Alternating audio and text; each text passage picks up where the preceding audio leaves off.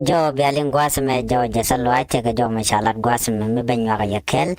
ka jan guasme ka kwire nyal andana chibo ka jo mashalat kan kono nyam please make sure you subscribe ka jan channel me gorono jin bi channel bi support ko bi latest all the latest developing story bien ka jo mala ja guasme ka jo chalat guasme awachi Renyal SSPDF fighter chabuk rewishin binami kador shalga tiampa yam ka UI ka uror kanti jare nyala mo chabuk chala roche men dambang mantila men wer chagana ka gat chagana kel namo jadwa mi chitok SSPDF chikabuk rewishin binami name dare we ka yako di yanaling jom be bech along and me mling kon magwasame ko chikume morai ke kirmi yadit chigana goro bikan ngwana kon lat kordian bikan kalat chemai kon kor jaten use can helicopter ke use can garden ship so na me SSPDF fighter jet ajen andana shibokan walle me de kon dial tikangai ko malat ke kum kirmi yadit akor telum radian meteten ana me jaram jidit please make sure to subscribe bana we kala ko kenede kon kaling gwasamene te ga jom cha gor gwasme me biya ko linga gwa ka ta dan let ko din kaja are ko dan le ro den tam shirmen channeling no won ano kor le de na me bela ni report me biya link kamana na chalat cha gor wuri chala chol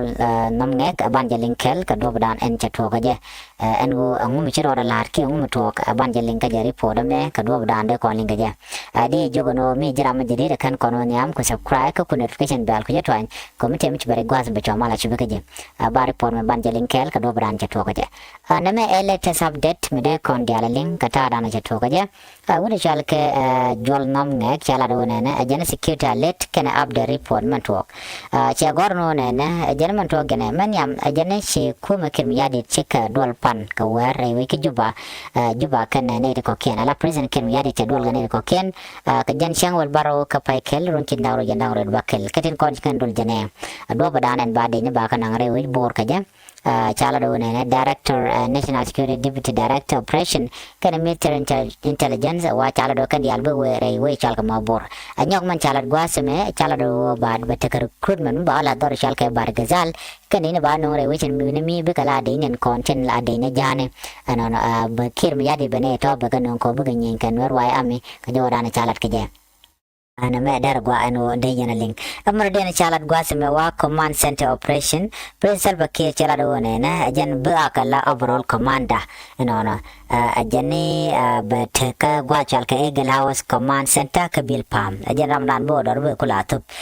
cha jomo cha jalat SSPDF position janane SSPDF chala do chikana lokano de ko gwa kor chikana rejak ano kanere kon bo gwa kor kana mo shima gwa SSPDF chikana realize no ne kir point gang no komde termudian magang golka gor jano bene di albana chui gwan mo che de ni chaka pe ter yore kamaka tago jano kir ma yadit gor ni jano bene SSPDF be chui ke be lu kadunga rama dir ka ke de wa jano che chaka kamrar rating ne te ko ne te gaten bachago jata man wona na che kir ma yadit che fail ke che boy en kor mo tar kama kama spele ayo kana SSPDF ter ambro da martin ka joran chikalat gwase SPLA ayo ka joran kalat gwa sami kala do ne kontine goro de ne nyen ka SSPDF gone no de overthrow ne kuma kirma yadit ajan madana gone kano de darkama cha de release rate jen gwa dana chala tin kirma yadit ramdana gwantaran kane kirma yadit chigane de kola civilian ka chiga de SSPDF banetin kontin ram ka mijek ten goro jano naka dakana kuma SPLA ayo position de no bi malbaben ko fine kan ka freedom rewe ka Sudan ko bakir regime dictatorship baja wuch rewe cha janda en chikan lad no fai kan ka kwide ka joran chalat gwasme te ga jomo chokolo to gwasme cha wona ne community tin konent rewe chal ka me bargazal gwada chala den wona ne ba mobilization ba jola do winme chikala do ne me che tok kana ko me che kor kam no re kana jang kor me kor kam de ne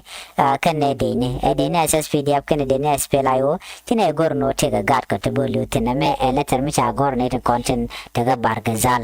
dorodan and wikir no they can mobilization they can latin so much tame can misleading can propaganda can you go big interfere ki bro martin re jim kana me ne content taga bargazal chol kene ken dialano eneran milagar bargazal ashiwa kur ko kir point de ramadan le ticho dian lo de ramadan nang na chikala do ne men nuer mi kane itimo bikan wit bikan goro bagwa nong ne chine lok kene ending ka community ke lu chung kan kel kanwari ka jare na maka ka jodana chalat kene shika refuse ko bagat ken ba ka recruit yo ke lu re kur me shikim ya di chari aleka jedamana na gor kirno marane dial tenno bala kam nuari kana jang kana me kam dine kene dine ko keri pon mi chala da ku mes pelayo chikala do ne na kana ne tele ne target mi ne ko simlia target da military base mi tem me ne bala military base kana dial content kwa kin ya di kwa support kana jan target dia no shu da kama char kana je ko ara lar kana no tele ne langech mi do dien de no ba wit ba je liberate ba mal ba je no charo je mo cha de ko ne ken wasmane situation and lerentam right now ka jodana chala te we chal ka mabur chala no jan che torbiyele te chop ka jandang ro de cha tela ning national security service che chop ka torbiyele dang wel de tela torbiyel nen kon tin la de ne ko ken ko de ne man ka re we chin mi kan india to chala da ken no we kan dor chal ka mabur be kan la headquarter ajan gwa dana ba kor ba jo te tin ajan do dan gan dul tiang ka chikalat bano ne en dor dana chal ke headquarter dung bel pam ki dung kem ya de wajan be jo command de wajan no be we ne ka jan bargazala mo ki gogrel yin gwa dan ba kum ba ya captain ka jo dan chalat so kan all the information ko li ko no gwa se me wo de contact ngai kamana le rode kume morai ka dak ma cha charo de reale ka battemen ko la na gwa se me report en chanu ngan wo chi the ne content la jang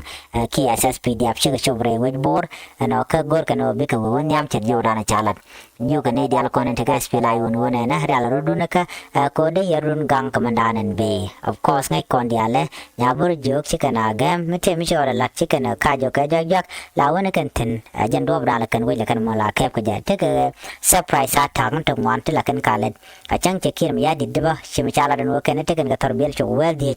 te la air defense ano ka ngai kon en wo chi ga nyok mi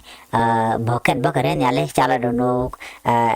kuma spela yo tele jare ko kujmo mo bokan ka bok ka nyok chere man chale ngono shi ka bok ka yai of course ngai kon dial mana la lat ke kuma kir mi yadit mi changa je no nyin de ne la kan ne kon la hala kan ga ya ma ka jo ka mi ke be kan ko wa bukan ko bok chere ma chalinga kere pon mi chalat gwa se me adol jane akane sha chemical incident chemical cha na re we chal ka mo bor ko bane de kon la je spela yo ba ko buka ke chere me ngai kon me cholat ka na sar ka chero lat ka fan gak ka nyoro de le ni teme wa kan ne to ne de kon te tet ngai kon dia la shibo de fan force kan dia ko ken kan de content chala de no nang ka kur re we chin mi bor ka jal kan ke me dial kan chemical na mo ari pon mi chalat jo ka je spela ayo dia no yen gangaro dun katin kon lat ko dian bale lunjo ke all the latest information ten goro de link re we ka so sudan me jira mi jiri gwa me ku subscribe ko channel ko support ko bi all the latest lat to ka chang dar ka wer anytime bi ka chama la link en gwa me ne ane bi ta mal ban je kamera dian